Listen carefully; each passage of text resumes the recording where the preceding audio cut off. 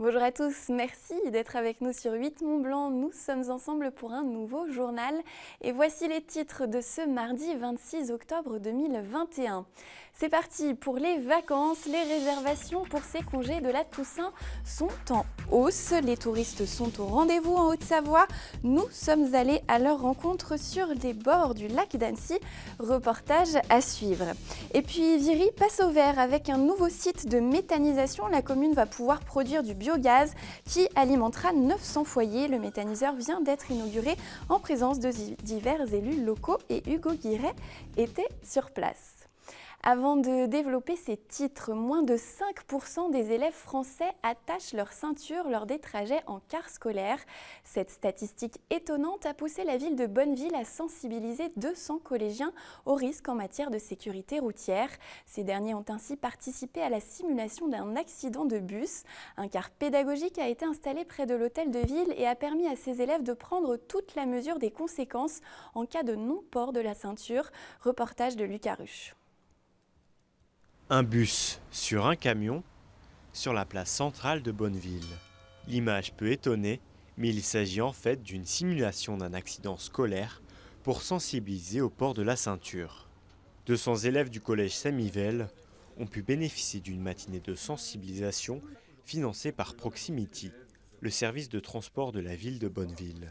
Pourquoi on a mis en place ces opérations? Pour une raison assez simple, c'est qu'aujourd'hui, dans les cars scolaires, si certains parmi vous le prennent, vous pouvez peut-être confirmer, dans les cars scolaires, il y a très peu d'élèves qui attachent leur ceinture. C'est ce que vous voyez dans vos cars ou pas? Ouais. Ok. Après quelques minutes d'échange avec l'instructeur, la tension monte d'un cran avec l'arrivée de l'exercice de retournement de car.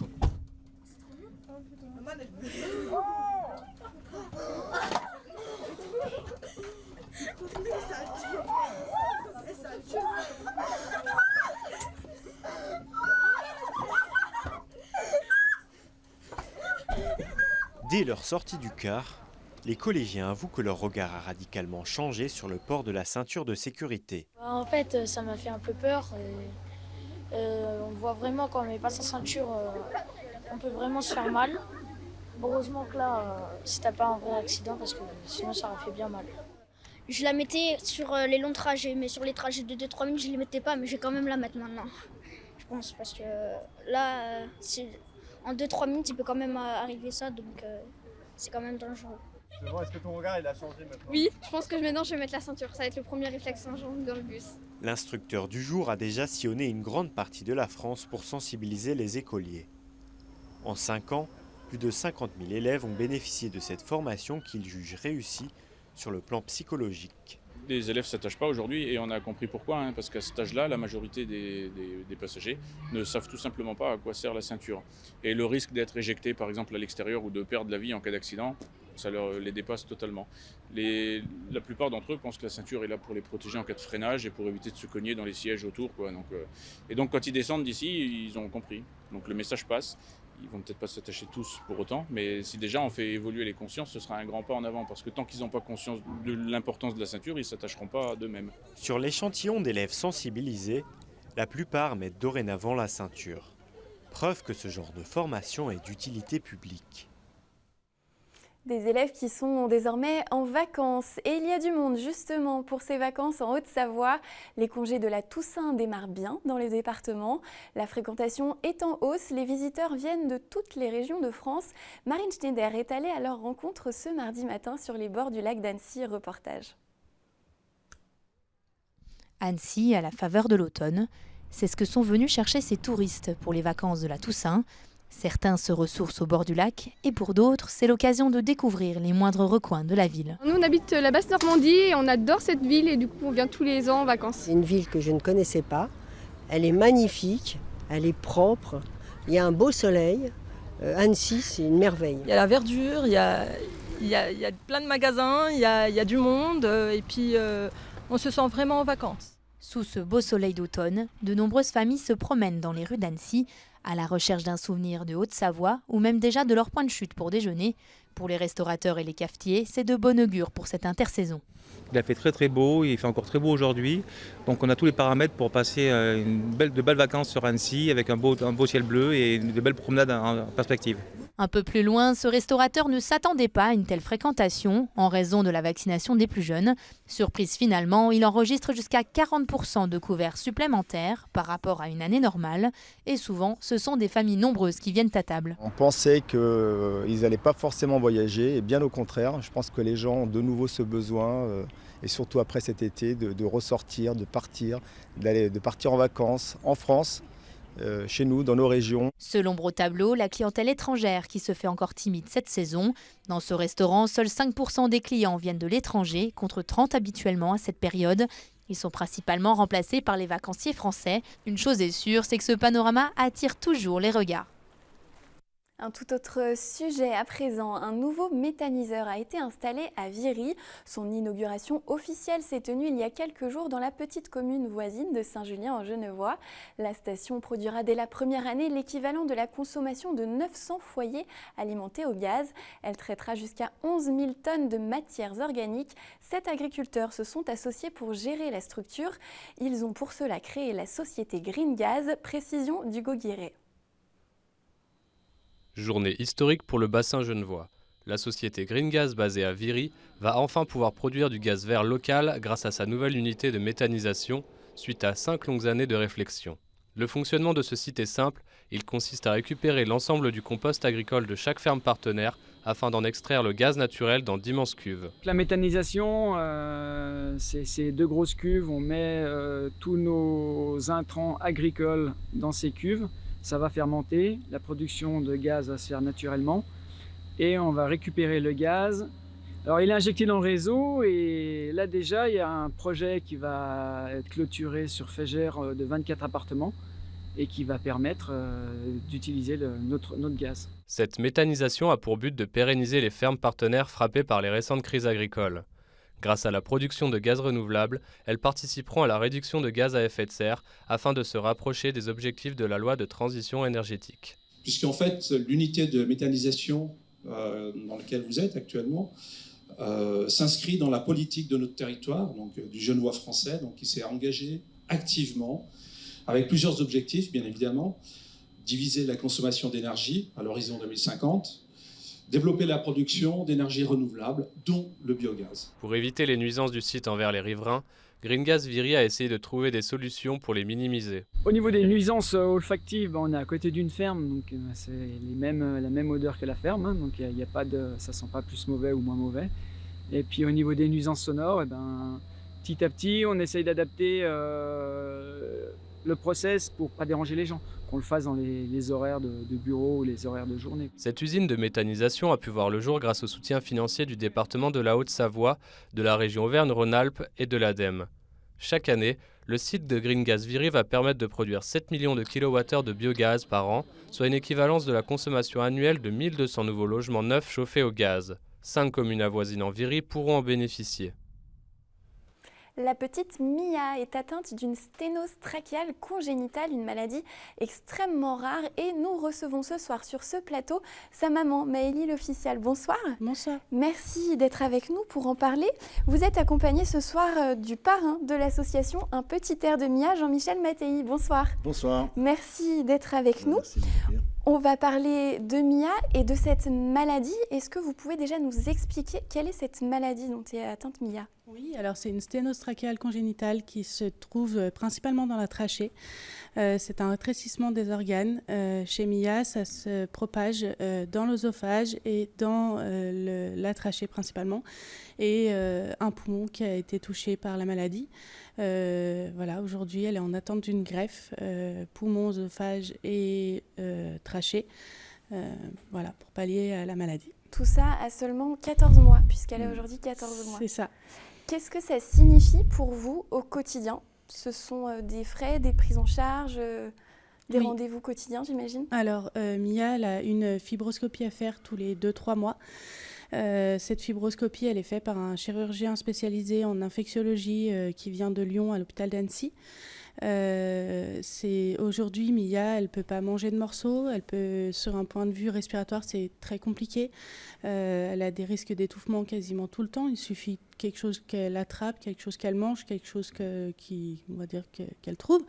Voilà, donc c'est une vigilance constante, parce qu'à cet âge-là, on imagine qu'il faut être encore plus derrière elle. C'est ça, d'autant plus qu'elle commence à marcher, à ramper, et que du coup, ça complique encore plus les choses. Vous avez décidé de créer une association. Oui. Pourquoi ? Voilà, alors en fait, au mois de juin, on a découvert que la maladie prenait le dessus. Voilà, donc comme on dit, maladie rare, orpheline, donc très peu de prise en charge. Aujourd'hui, on est on doit financer une bonne partie des frais annexes liés à la greffe. On doit monter à Paris, donc c'est-à-dire un transport en hélicoptère qui n'est pas pris en charge, un hébergement qui est pris en charge mais très moindre pour nous qui allons l'accompagner. Une rééducation après, parce que malheureusement, aujourd'hui, elle vit avec cette maladie, elle sait vivre avec ce problème-là. Mais après ça, il va falloir qu'elle apprenne à vivre sans. Et ça va être très compliqué. C'est une longue rééducation dans un centre spécialisé qui est très, très onéreux. Et voilà, donc beaucoup de frais liés à la maladie. On va parler du soutien de votre parrain Jean-Michel Mattei, mais avant ça, vous avez reçu déjà d'autres soutiens dans ce combat. Oui, alors un premier soutien qui est important, c'est le soutien familial et le cercle d'amis qui a été très important. Mais on a eu un très gros soutien de l'Olympique de Cran, le club de foot, le président Laurent Mitoum qui a déployé plus que ce qu'il faut. Voilà, il a organisé un premier tournoi où les fonds étaient reversés à MIA. Récemment, il a fait un match où tous les joueurs soutenaient MIA. Voilà, donc un soutien qui est plus que là. Et dernier gros soutien, l'école maternelle où est ma fille, ma deuxième, qui nous soutient plus. Voilà, le directeur Martin Frémont, que je remercie également de ce soutien. Oui, parce qu'on ne l'a pas dit, vous avez 2 autres enfants, plus grands. Evan, 11 ans, et Lilou, 4 ans. Et on les salue. Comment vous avez rencontré Jean-Michel Mattei ? Comment s'est passée cette rencontre et ce soutien ? Oui, alors Jean-Michel, on le connaissait d'avant. Hein. Mon mari avait travaillé pour plus ou moins, il avait fait un spectacle avec. On l'a contacté directement. On a eu le plaisir de ce soutien Pourquoi ce soutien, Jean-Michel Mattei ? D'abord, c'était mon métier. Moi, j'étais psychomotricien, psychologue. J'ai travaillé avec des enfants. Et puis c'est vrai que je suis déjà parrain de l'association C'est pas impossible pour la sclérose en plaques. Et quand ils m'ont téléphoné, moi j'ai toujours de la peine à dire non. C'est-à-dire que pour moi, mes priorités dans la vie, c'est un peu la solidarité, le partage. C'est des choses auxquelles je suis très sensible. Et puis du coup, c'est vrai que quand ils m'ont demandé, j'ai accepté tout de suite. J'ai réfléchi un peu quand même en me disant, c'est quoi comme type d'engagement ? Et c'est vrai que, là, il y a le spectacle, mais c'est aussi comme on disait, sans le dire, c'est aussi un soutien psychologique, il n'y a pas que financier. C'est aussi, dans ces maladies dites orphelines, les parents ont vraiment besoin de soutenir. C'est vrai qu'ils ont la chance d'avoir une famille avec eux. Puis je les connais un peu, ils sont plutôt positifs. Pour eux, la moitié de la bouteille est toujours pleine et pas vide. Et donc, je suis content qu'on fait un spectacle et je reverse une partie des fonds. Et certainement qu'il y aura d'autres spectacles. Voilà, il y a un spectacle ce samedi 30 octobre à 20h30. Vous allez jouer du côté de la salle René Honoré à Cran-Gevrier. Voilà. C'est là où vous résidez d'ailleurs, Maëlie. Et donc, une partie des fonds seront reversés à l'association Un Petit Air de Mia. C'est important de poursuivre cet engagement auprès de l'association. Oui, c'est important. Puis il y aura aussi toute la vente des DVD. Je verse tout intégralement, la vente des DVD pour l'association. C'est votre nouveau spectacle que vous avez Alors, joué. c'est tout nouveau spectacle et on l'a joué déjà à Ugine. Ça a gros succès et c'est très en prise directe sur l'actualité. Il n'y a plus le moniteur de ski pour les fans qui veulent encore que je fasse. Ça fait 30 ans que je le fais, donc je ne le fais plus. C'est dans le DVD. Mais j'ai je suis accompagné par Phil Bouvier, Hubert Ledan. Et en fait, c'est un spectacle qui a beaucoup d'humour, beaucoup de personnages savoyards. Il y a des nouveaux. Il y a plein de nouveaux sketchs. Et puis, c'est un spectacle qui dure 1h30. Il y aura un entracte. Donc on attend nombreux le public pour venir rire, parce que franchement, il faut réapprendre à sortir de chez soi. Vous savez, aujourd'hui, pour rencontrer les gens, avant on sortait de chez soi, maintenant on rentre à la maison. Pour aller sur Internet, non. Là, il faut sortir. Il faut venir. Donc rendez-vous ce samedi, en plus c'est pour une bonne cause. Peut-être un petit mot sur la suite de votre actualité, on vous retrouve. Oui, j'ai beaucoup de spectacles qui arrivent, donc je suis très très content. À l'Elex, je serai à l'Elex dans l'Ain, encore pour un petit garçon qui souffre d'une maladie lui aussi orpheline. Ouais, donc décidément, mais voilà, donc ça c'est important. Le 12, je serai à Gaillard, il y a un festival de théâtre à Gaillard. Le 13, à Thonon-les-Bains, à La Malle. Ensuite, je vais être à Lugrin, Lucinge, je vais être à Lens-le-Bourg, dans l'auditorium Laurent Gérard. Laurent va venir me voir pour la pièce de théâtre, d'ailleurs, quand je jouerai pour Mia. Bravo. Et donc voilà, j'ai plein de dates sur mon site, Jean-Michel Mattei, voilà, il y a toutes les dates. Merci beaucoup en tout cas d'être venu. On vous souhaite aussi beaucoup de courage pour faire face à cette situation, Maëlie. On salue donc toute votre famille. Merci. Et à bientôt. Merci. Bientôt. Une dernière information avant de refermer ce journal. Nous l'avions rencontrée en 2019. La nageuse Marie Graftio, porteuse de trisomie 21, a triomphé à l'Eurotrisome Games, l'équivalent des championnats européens. Ils se sont tenus en Italie du 5 au 10 octobre dernier. Sur 10 courses auxquelles elle a concouru, la jeune femme a décroché pas moins de 9 médailles européennes. Son club d'Aix-les-Bains a organisé une soirée en son honneur il y a quelques jours. Marie se prépare désormais pour les championnats du monde en décembre. Félicitations à elle. Et c'est la fin de ce JT. Merci de l'avoir suivi. Dans un instant, la météo de Thierry Paulme, suivie d'un nouvel épisode de votre émission Panorama. Elle est consacrée toujours à Halloween et nous rencontrons ce soir un conteur savoyard. Je vous souhaite une très belle soirée sur notre antenne. À demain.